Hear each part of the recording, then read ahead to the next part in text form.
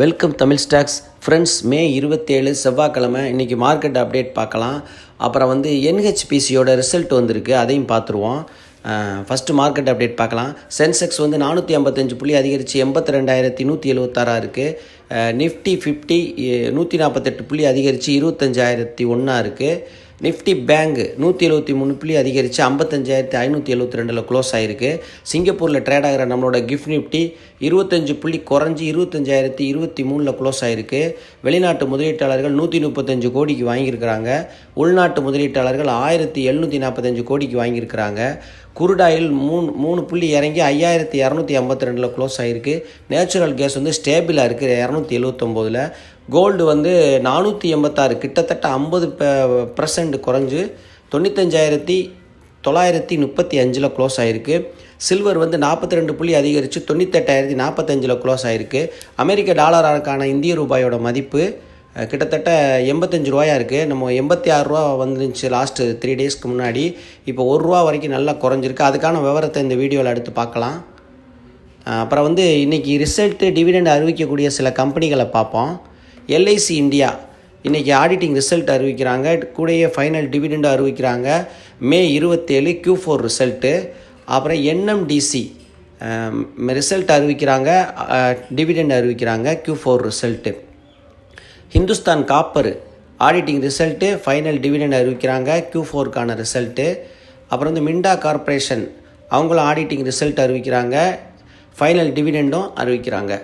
அப்புறம் MedPlus health auditing result, final dividend அறிவிக்கிறாங்க May 27. Important news பார்த்துருவோம். திங்கட்கிழமை அமெரிக்க டாலருக்கான இந்திய ரூபாயோட மதிப்பு கணிசமாக உயர்ந்துச்சு. நம்ம 3 நாளைக்கு முன்னாடி பேசியிருந்தோம் 86 ரூபா போச்சுன்னு. இப்போ 85 ரூபாயாக குறைஞ்சிருக்கு. இது தேசியமயமாக்கப்பட்ட வங்கிகள் அப்புறம் இறக்குமதியாளர்கள் டாலர் வாங்குறதுனால தான் இந்த மாற்றம் ஏற்பட்டிருக்கு அப்படின்னு சொல்லப்படுது. அதுபோக இன்னொரு காரணம் என்னென்னா, இங்கிலாந்து அப்புறம் அமெரிக்காவில் விடுமுறையாக இருந்ததுனாலையும் இருந்ததாக இந்த மாற்றம் ஏற்பட்டிருக்குன்னு HDFC கூறுது. அப்புறம் புதுமைகளை ஊக்குவிக்கும் வகையில் ஸ்டார்ட் அப் துறையில் ஒத்துழைப்பை அதிகரிக்க அனைத்து பிரிக்ஸ் உறுப்பு நாடுகளுக்கும் அழைப்பு விடுத்துள்ளதாக இந்திய தொழில்துறை அமைச்சகம் தெரிவித்துள்ளது. மே 21 மலேசியாவில் நடந்த 9வது தொழில்துறை அமைச்சர்கள் கூட்டத்தில் இந்தியாவால் இது பரிந்துரைக்கப்பட்டது. அப்போ பிரிக்ஸ் என்னன்னு பார்த்தீங்கன்னா, பிரேசில், ரஷ்யா, இந்தியா, சைனா, தென்னாப்பிரிக்கா, எகிப்து, எத்தியோப்பியா, இந்தோனேஷியா, ஈரான் மற்றும் அரபு எமிரேட்ஸ், மலேசியா எல்லாம் 10 நாடுகள் செஞ்ச ஒரு கூட்டமைப்பு தான் இந்த பிரிக்ஸ். NHPC Q4 ரிசல்ட் வந்திருக்கு, 2025க்கான Q4 ரிசல்ட்டு. இப்போ NHPC அப்படின்னா national hydro electric power corporation, இதுதான் இதோட ஃபுல் ஃபார்ம். இது 1975ஆம் ஆண்டு இணைக்கப்பட்டிருக்கு. இந்தியாவோட ஒரு பொதுத்துறை நீர்மின் நிறுவனமாக இது இருக்குது. இது இந்தியாவின் மிகப்பெரிய நீர்மின் மேம்பாட்டு அமைப்பாக இருக்குது. மின் உற்பத்தி முதல் அதை சந்தைப்படுத்துதல் வரை அனைத்து நிலைகளிலையும் நிபுணத்துவம் பெற்றிருக்கு. NHPC சூரிய ஒளி அப்புறம் காற்றாலை உள்ளிட்ட புதுப்பிக்கத்தக்க ஆற்றலையும் விரிவடைஞ்சிருக்கு. NHPCயின் முக்கிய அம்சங்களை பார்ப்போம். முதன்மையாக இந்த நிறுவனம் இந்திய அரசாங்கத்திற்கு சொந்தமான ஒரு பொதுத்துறை நிறுவனமாக இருக்குது. NHPC நவரத்னா நிறுவனமாகவும் இருக்குது. இப்போ நவரத்ன நிறுவனம் என்றால் என்னன்னு பார்த்தீங்கன்னா, அதை பற்றி கொஞ்சம் சுருக்கமாக பார்ப்போம். இவை இந்தியாவின் உள்ள மத்திய பொதுத்துறை நிறுவனமாகும். அவை அதிக லாபம், நிதி நிலைத்தன்மை மற்றும் உலகளாவிய இருப்பை குறிக்கும் சிறப்பு அந்தஸ்து வழங்கப்பட்டுள்ளன. இவ்வாறு உள்ள நிறுவனங்கள் நவரத்ன என்று அழைக்கப்படுகிறது. அப்புறம் NHPC அதிக செயல்பாடு மற்றும் சுயாட்சியை வழங்குது. அப்புறம் மார்ச் 31, 2025 நிலவரப்படி NHPC 87,127 கோடியாக இருக்குது. அதனோட முதலீட்டு தளம் பிற ஆற்றல்கள் மூலம் மின் உற்பத்தியை பெருகுது. எப்படின்னா சூரிய சக்தி, புவி வெப்ப சக்தி, அலை மற்றும் காற்று போன்ற ஆற்றல்கள். NHPC இந்தியா முழுவதும் பல்வேறு நீர்மின் நிலையங்கள் மற்றும் புதுப்பிக்கத்தக்க எரிசக்தி திட்டங்களை கொண்டிருக்கு. இந்திய அரசாங்கம் இதனுடைய பங்குதாரராக இருக்காங்க. இதில் பார்த்தீங்கன்னா இந்திய அரசாங்கமும் மற்ற மாநில அரசாங்கமும் 86% பங்குகளை வச்சுருக்கிறாங்க. பொதுமக்கள்கிட்ட 13% பங்குகள் இருக்குது. NHPCயின் தலைமையகம் ஹரியானாவில் உள்ள பரிதாபாத்தில் இருக்குது. NHPC தேசிய பங்குச்சந்தை NSE மற்றும் மும்பை பங்குச்சந்தை BSEலையும் பட்டியலிடப்பட்டிருக்கு. மார்ச் 2025 நிலவரப்படி 4,597 ஊழியர்கள் இருக்கிறாங்க. அப்புறம் ஸ்ரீ ராஜ்குமார் சௌத்ரிங்கிற ஒரு நிர்வாக இயக்குனராக இருக்கிறார். NHPCயோட எதிர்கால திட்டங்கள் என்னன்னு பார்ப்போம். 2026 2027 நிதியாண்டுகளில் அதன் உற்பத்தி திறனை வந்து 2 மடங்கு உயர்த்த திட்டமிட்டிருக்கு. அதன் மின் உற்பத்தி திறன்களை விரிவுபடுத்துவதிலும் கவனம் செலுத்துது. அப்புறம் NHPC புதுப்பிக்கத்தக்க எரிசக்தி திட்டங்களில் ஈடுபட்டு அதன் நிலையான எரிசக்தி திட்டங்களுடன் அரசாங்கத்தோடையும் ஒத்துழைச்சு செயல்படுது. NHPCயின் கடன் நிலவரம் பார்ப்போம். டெபிட் டு ஈக்விட்டி ரேஷியோ, கடனுக்கான பங்கு விகிதம் 0.94 என்ற அளவில் இருக்குது, 1க்கு கீழே இருக்குது. அப்புறம் வந்து போட்டியாளர்கள்னு பார்த்தீங்கன்னா NTPC green energy, Adani green energy, SJVN. அப்புறம் சூரிய சக்தி மற்றும் காற்றாலை மின்சார உற்பத்தியில் கவனம் செலுத்தும் நிறுவனங்கள் இந்த நிறுவனத்திற்கு போட்டியாக இருக்குது. NHPCயோட Q4 ரிசல்ட் பார்க்கலாம். மே 20, 2025 NHPCயோட Q4 ரிசல்ட் வந்திருக்கு. ஒருங்கிணைந்த நிகர லாபம் பார்த்தீங்கன்னா 605 கோடியிலிருந்து 919 கோடியாக உயர்ந்திருக்கு. கிட்டத்தட்ட 52% வளர்ச்சி அடைஞ்சிருக்கு. அப்புறம் காலாண்டு லாபம் பார்த்தீங்கன்னா 2320 கோடியிலிருந்து 2672 கோடியாக அதிகரிச்சிருக்கு. காலாண்டு செயல்பாடுகளின் மூலம் கிடைத்த வருவாய் கிட்டத்தட்ட 114% அதிகரிச்சிருக்கு, 2 மடங்கு. அப்புறம் கம்பெனி வந்து 50 பைசா வந்து டிவிடெண்ட் டிக்ளேர் கொடுக்குறாங்க.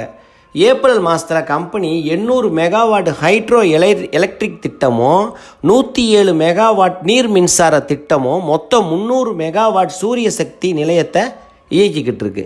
2025 நிதியாண்டில் வரிக்கு முந்தைய லாபம் 102 கோடியாக இருக்குது. லாபம் மற்றும் நஷ்ட அறிக்கைகளில் வசூலிக்கப்படும் தொகையில் 301 கோடி கட்டப்படாத வருவாயாக உள்ளது. அப்புறம் பார்த்தீங்கன்னா ஸ்டாக் டீட்டெயில் பார்த்துருவோம். பங்கு விலை விவரம். இயர்லி ஹை பார்த்தீங்கன்னா 118 ரூபா, இயர்லி லோ 71 ரூபா வரைக்கும் போயிருக்கு. க்ளோசிங் வந்து 87 ரூபாயில் க்ளோஸ் ஆகிருக்கு நேற்று திங்கக்கிழமை. மார்க்கெட் கேபிட்டல் பார்த்தீங்கன்னா 87,452 கோடி. PE ரேஷியோ 28 இருக்குது. ஸ்டாக்கு செக்டார் பியும் 28 தான் இருக்குது.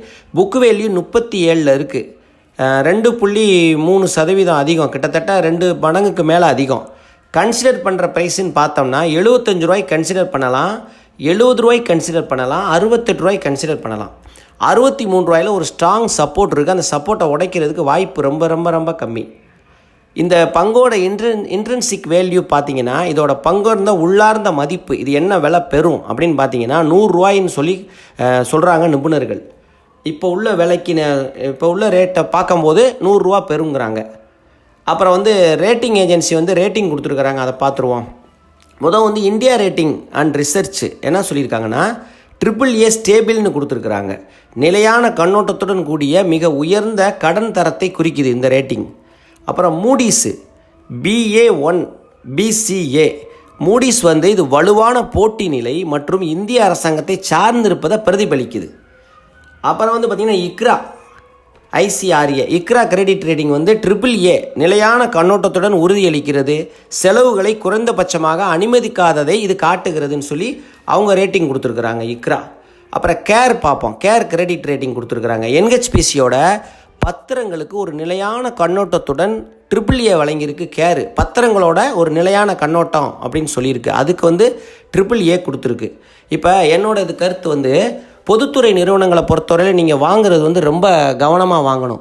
ஏண்டா வேல்யூஷன் கொஞ்சம் சீப்பாக தான் தெரியுது, பங்கு நல்ல ரிசல்ட் வந்திருக்கு.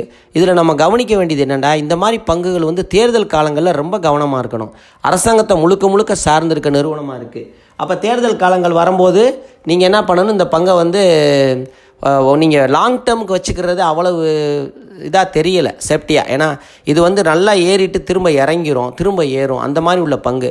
நீங்கள் ஸ்விங் ட்ரேடிங்க்கு வச்சு யூஸ் பண்ணலாம் இந்த பங்கை. எப்படின்னா ஒரு 20% லாபம் கிடைக்குதா, விற்றுட்டு வெளியே வந்துக்கிறலாம். ஒரு 6 மாதமோ 1 வருஷத்துலையோ இல்லை தேர்தல் நெருங்குற காலத்தில் கவனமாக வச்சு உங்களால் பாதுகாக்க முடியும்டா இந்த பங்கை வச்சுக்கலாம்.